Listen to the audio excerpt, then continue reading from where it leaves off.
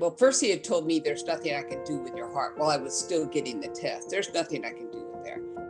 About 2 hours later, they let my husband come into the room, and he just bluntly looked at me and he smiled and he said, "You need a heart transplant, or you have a 50% chance of living the next 5 years." She had called in. She was very nervous about her diagnosis and wanted more information about a second opinion. I had scheduled her right away with Ina Fedorchak, which is a wonderful nurse, for an intake session. The day of her intake with me, she was anxious, she was nervous.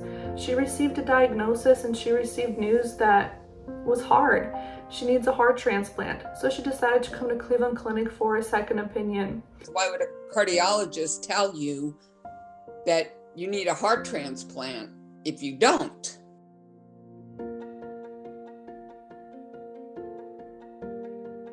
I listened to her, we requested her records and did get her records in a timely manner. Dr. Mountains did complete a second opinion. They set it all up, and everybody I spoke to was so kind and so nice and so patient with me. I just immediately felt I was in good hands. My husband and I were both extremely nervous because, I didn't know what I was going to do. I thought I was going to die. Then she just smiled, and then she told me that I didn't need a heart transplant. I'm sorry.